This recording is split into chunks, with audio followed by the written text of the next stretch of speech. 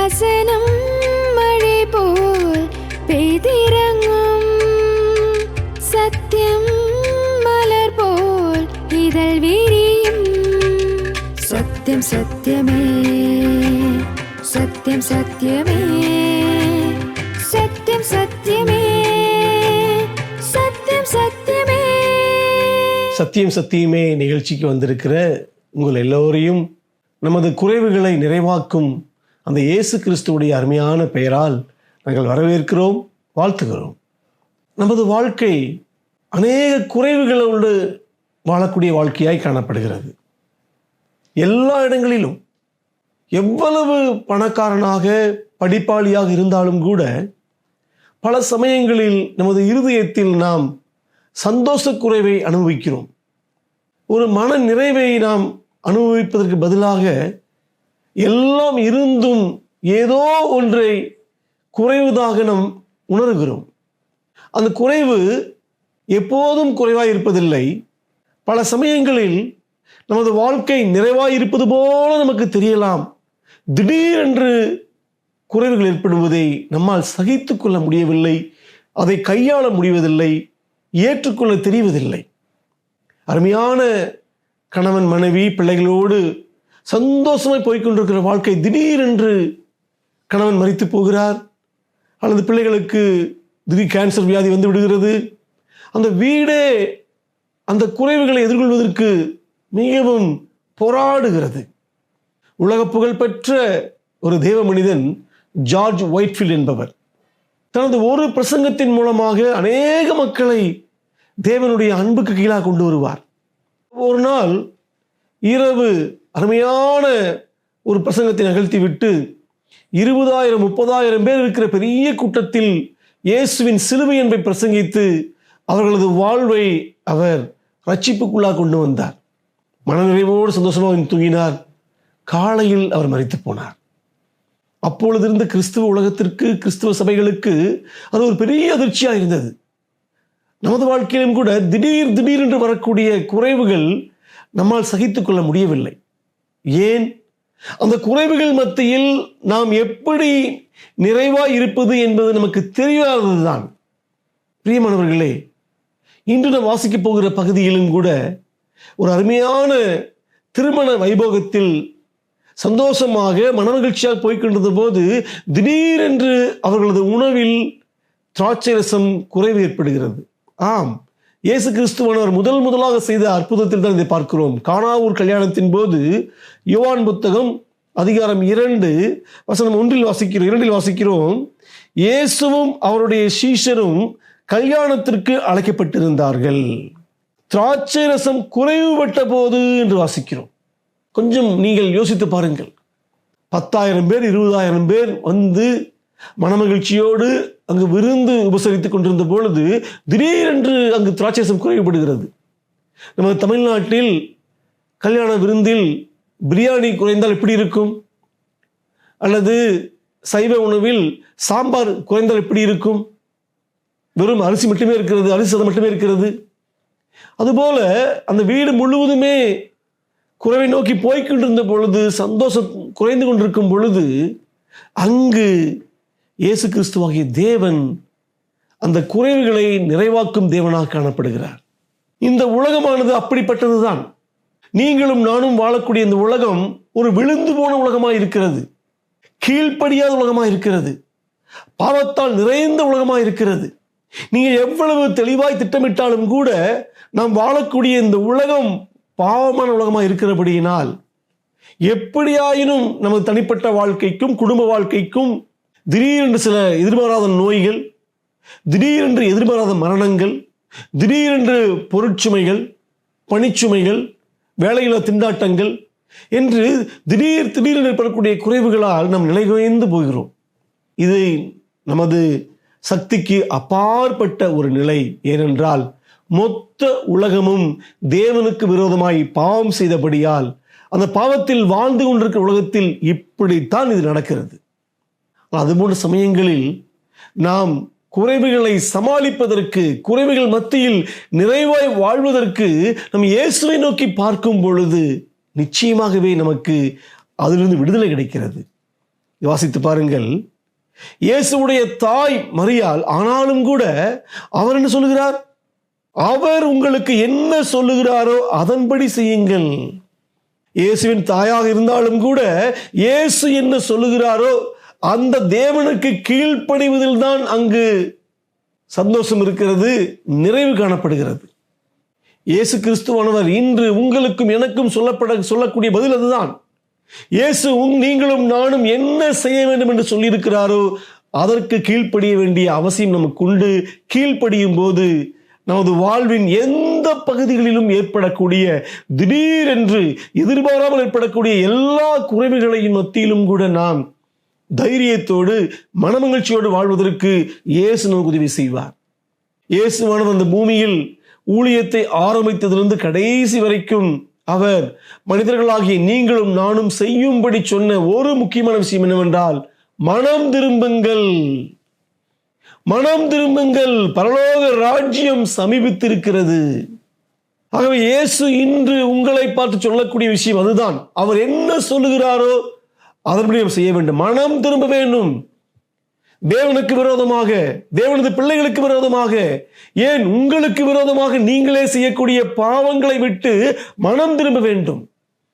தேவனுக்கு எது பிடிக்காதோ, கடவுளுடைய குணங்களுக்கு விரோதமாய் என்னென்ன குணங்கள் உங்களிடத்தில் காணப்படுகிறதோ எல்லாவற்றையும் பாவம் என்று ஒத்துக்கொண்டு கடவுளை நோக்கி பார்க்க வேண்டும். அதைத்தான் சொல்கிறது, மனம் திரும்ப வேண்டும் என்று சொல்கிறது. தேவனுக்கு முன்பாக, பரிசுத்தம் உள்ள கர்த்தருக்கு முன்பாக நாம் சொல்லிலும் செயலிலும் செய்யக்கூடிய எல்லாவற்றிலும் பாவம் இருக்குது என்பதை உணர்ந்து பாவத்தை விட்டு மனம் திரும்பி நம் இயேசுவை நோக்கி செல்ல வேண்டும். இயேசுவை விசுவாசிக்க வேண்டும். முதலாவது மனம் திரும்ப வேண்டும். இரண்டாவது, மனம் திரும்புவதற்கு பின்பாக நமது பாவங்களுக்கு மன்னிப்பு வேண்டி நமக்காக சிலுவையில் இரத்தத்தை சிந்தி உயிரையே தந்து மரணத்தையும் நரகத்தையும் ஜெயித்த அந்த இயேசுவை விசுவாசிக்க வேண்டும். நம் உள்ளத்தின் ஆழத்தில், இயேசுவே எனது பாவத்தை மன்னியும் ஆண்டவரே, நான் ஒரு பாவம் நிறைந்த மக்கள் மத்தியில், பாவம் நிறைந்த பூமியில் ஒரு பாவியாக நான் வாழ்வதினால் எனது வாழ்க்கையில் அநேக குறைவுகள் உண்டு. சந்தோஷத்தில் குறைவுகள் உண்டு, பரிசுத்தத்தில் குறைவுகள் உண்டு, மன மகிழ்ச்சியில் குறைவுகள் உண்டு. இந்த குறைவுகள் எல்லாம் தாண்டி நான் நிறைவான வாழ்க்கை வாழ்வதற்கு பரிசுத்தத்தில், மனமகிழ்ச்சியில், கடவுளுக்கும் நமக்கும் உள்ள உறவில் எனக்கு உதவி செய்யும் ஆண்டவரே. தடையா இருக்கிற எனது பாவத்தை மன்னியும் என்று இயேசுவை நோக்கி செல்லும் பொழுது நமது பாவத்தை மன்னிப்பதற்காக நம்மேல் வரக்கூடிய தண்டனையை இயேசு கிறிஸ்துவாகிய தேவன் தன்மேல் எடுத்துக்கொண்டவராக சிலுவையில் ரத்தம் சிந்தி நமது பாவங்களை எல்லாம் கழுவி 3ஆம் நாளில் மரணம், நரகம், பாவம் எல்லாவற்றையும் ஜெயித்து உயிரோடு எழுந்திருக்கிறார். அந்த இயேசு சொல்லபடி செய்யும் பொழுது இந்த திருமண வைபவத்தில் இயேசுவானவர் அந்த வேலைக்காரர்களை பார்த்து தண்ணீரை நிரப்புங்கள் என்று சொல்லுவார். தண்ணீரை ஊற்றி நிரப்பும் பொழுது அது திராட்சரசமாக மாறுகிறது. வெறும் திராட்சரசம் அல்ல, அதுவரை உலகத்தில் யாரும் ருசி பார்க்காத ருசி மிகுந்த ஒரு திராட்சரசமாக மாறி அந்த திருமண அந்த வைபோகமானது குறைவிலிருந்து மறுபடியும் நிறைவான மகிழ்ச்சிக்கு அது வருகிறது. அவர்கள் இயேசுவை அந்த திருமண வைபோகத்திற்கு அழைத்திருந்தபடியால் தான் இது சாத்தியமாயிற்று. இன்று நீங்களும் நானும் இந்த பாவமான உலகத்தில் வாழும் பொழுது ஏற்படக்கூடிய குறைவுகளை நாம் எதிர்கொள்வதற்கு, நமது பாவத்தின் மத்தியில் நாம் பரிசுத்தமாக வாழ்வதற்கு, பாவம் நிறைந்த பூமியில் பாவ மன்னிப்பு பெற்றுக்கொண்ட மக்களாக இயேசுவை போல அநேகருக்கு நாம் ஒரு ஆசீர்வாதத்துடைய வழியாக, வாசலாக இருப்பதற்கு நாம் இயேசு சொல்லுகிறபடி மனம் திரும்ப வேண்டும். இரண்டாவது, நம்முடைய பாவங்களுக்காக சிலுவையில் உயிரையே தந்த அந்த இயேசுவை நாம் நம்ப வேண்டும், விசுவாசிக்க வேண்டும். எனது பாவத்திற்காக என் மேல் அன்பு வைத்து எனது வாழ்வில் காணப்படக்கூடிய குறைவுகளை எல்லாம் நிறைவாக்குவதற்காகவே உலகத்தில் பிறந்த அந்த இயேசுவை நான் விசுவாசிக்கிறேன். அந்த இயேசுதான் என் பாவ மன்னிப்பின் இரட்சகர், எனக்காக சிலுவையில் மரித்து உயிரோடு எழுந்தவர் என்று நம்பும் பொழுது நமது பாவங்கள் முழுவதும் அங்கு கழுவப்படுகிறது. பிரியமானவர்களே, ஆம், அவள் எந்த கேள்வியும் கேட்காமல் இயேசுவை நம்பி, இயேசு எனக்காக இயேசு அந்த தண்ணீரை எடுத்து ஜாடியை நிரப்பச் சொல்லுகிறார் என்று இயேசுவை விசுவாசித்து அவர் சொன்னபடியே செய்யும் பொழுது அங்கு குறைவுகள் தகர்க்கப்பட்டு சந்தோஷம் நிறைவாய் அடைவதை இங்கே நாம் காண்கிறோம். அதுபோல நமது வாழ்விலும் கூட எத்தனையோ குறைவுகள் உண்டு. ஆம், ஒவ்வொரு நாளும் நமது பேச்சில், நமது செயலில், நமது சிந்தனையில் எத்தனையோ குறைவுகள் உண்டு. வேதவசனம் இயேசு கிறிஸ்து வாழ்ந்தபோது மக்கள் எவ்வளவோ குறைவுகளோடு ஜீவித்தார்கள். குறிப்பாக தங்களது குணங்களில், தங்களது பரிசுத்த வாழ்வில், தங்களது பண ஆசைகளில் தனக்கு என்ன தேவையோ அதை மட்டும் சம்பாதிக்காமல் தனக்கு மிஞ்சி மற்ற மக்களை துன்புறுத்தி அதிகமாய் சம்பாதித்த ஒரு மக்கள், திருப்தியில் குறைவுள்ள மக்கள். இயேசு கிறிஸ்துவானவர் அவர்களை நோக்கி மனம் திரும்ப கட்டளையிட்ட போது எல்லோரும் தங்களது பாவங்களை விட்டு மனம் திரும்பும் பொழுது அங்கு குறைவுகள் எல்லாம் இயேசுவுடைய குணங்களால் நிறைவாக்கப்படுகிறது. இன்று நீங்கள் உங்களது வாழ்வில் எந்த பகுதியில் குறைவுகள் அனுபவிக்கிறீர்கள்? சந்தோஷத்திலா, சமாதானத்திலா, அல்லது தேவனுக்கும் உங்களுக்கும் உள்ள உறவில் ஒரு குறைவை அனுபவிக்கிறீர்களா? உண்மையாகவே தேவனுக்கும் நமக்கும் உள்ள ஒரு உறவில் குறைவை அனுமதிப்பது ஒன்றே ஒன்றுதான். நமது படிப்பின்மையோ, அறிவின்மையோ, அழகின்மையோ அல்ல, நமது பாவம்.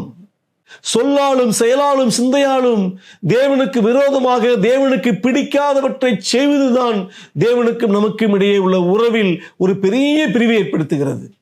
அந்த பிரிவை சரி செய்வதற்காகத்தான் இயேசு உலகத்தில் வந்து மனம் திரும்புங்கள் என்றார். நாம் பாவத்தை உணர்ந்து, இது பாவம் என்று உணர்ந்து பாவத்தை விட்டு விலகி நம் இயேசுவை நோக்கி ஓடும் பொழுது இயேசுவானவர் நமது பாவத்தை மன்னிப்பதற்காக நம்மேல் வரக்கூடிய தண்டனையை அவர் தன்மேல் எடுத்துக்கொண்டவராக சிலுவையில் எனக்காக மரித்தார், உயிரோடு எழுந்தார் என்று விசுவாசத்தை இயேசுவின் மேல் வைக்கும் பொழுது அவருடைய சிலுவையில் வழிந்தோடுகிற அவரது இரத்தமானது நமது பாவக் குறைகளை எல்லாம் அங்கு சரி செய்கிறது. இந்த உலகத்தில் நமது அறிவாலும் பணத்தாலும் சம்பாதிக்க முடியாத ஒரு பாவ மன்னிப்பு என்ற ஒரு நிறைவை நமது இருதயமானது அனுபவிக்கிறது. அன்பானவர்களே, ஏன் நமது வாழ்வில் இருக்கிற குறைவுகளை எல்லாம் நீக்கப்படுவதற்கு தயாராக இருக்கிற அந்த இயேசுவை நாம் புறக்கணிக்க வேண்டும்? ஏன் உங்களது சொந்தத்தில் நீங்கள் சார்ந்திருந்து உங்களது வாழ்க்கையில் இருக்கிற, உங்கள் இருதயத்தில் இருக்கிற எல்லா குறைவுகளையும் நீங்களே சரி செய்ய விரும்புகிறீர்கள்? உங்களுக்காக வானத்தையும் பூமியும் படைத்த அந்த இயேசுவானவர் மனிதனாக பிறந்து சிலுவையில் உயிரையே தந்து தனது ஜீவன் மூலமாக, தனது உயிர் மூலமாக நமக்கு உயிர் தந்து நம்மை ஆசீர்வதித்திருக்கிறார். அவர் மரணத்தை ஜெயித்த விதமே அலாதியானது.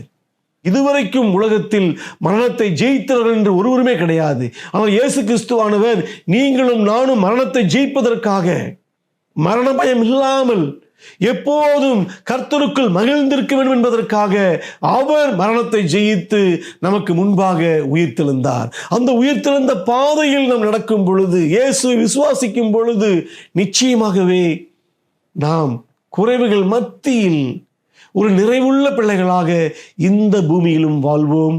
அவரோடு கூட வரக்கூடிய நித்தியத்தில் நாம் அவரோடு மகிழ்ச்சியாகவும் வாழ்வோம். இதை பார்த்து கொண்டிருக்கிற நீங்களும் கூட உங்களது குறைவுகளில் உங்கள் கவனத்தை குவிக்காமல், குறைவுகள் மத்தியில் நீங்கள் இயேசுவை நோக்கி பார்த்து சிலுவையில் ரத்தம் சிந்தின அந்த அன்பின் முகத்தை நோக்கி பார்த்து உங்களது விசுவாசத்தை வைத்து பாவத்தை விட்டு மனம் திரும்பி உங்களது பாவங்களுக்காக இயேசு சிலுவையில் உயிரையே தந்து உயிரோடு எழுந்தார் என்று அவரை விசுவாசிக்கும் பொழுது உங்களது வாழ்வு நிறைவுள்ள வாழ்க்கையாக மாறும். ஆகவே மறுபடியும் இந்த வசனத்தை சொன்னது போல அவர் இயேசு உங்களுக்கு என்ன சொல்லுகிறாரோ அதன்படி உங்களது வாழ்க்கையின் எல்லா பகுதிகளிலும் செய்யுங்கள். மனம் திரும்புங்கள். உங்களை நேசித்து உங்களுக்காக சிலுவையில் மரித்து உயிரோடு எழுந்த அந்த இயேசுவை நீங்கள் உள்ளத்தில் விசுவாசியுங்கள். நிச்சயமாகவே ஒரு நிறைவுள்ள வாழ்க்கையை நீங்கள் இயேசுவின் மூலமாக பெற்றுக்கொள்வீர்கள். ஆகவே யாரும் தர முடியாத ஒரு நிறைவுள்ள வாழ்க்கையை இயேசுவின் மூலமாக பெற்று அனுபவிப்பதற்கு தேவன் உங்களுக்கு உதவி செய்வாராக. ஆமேன். சத்யம் சத்யமே, சத்யம் சத்யம்.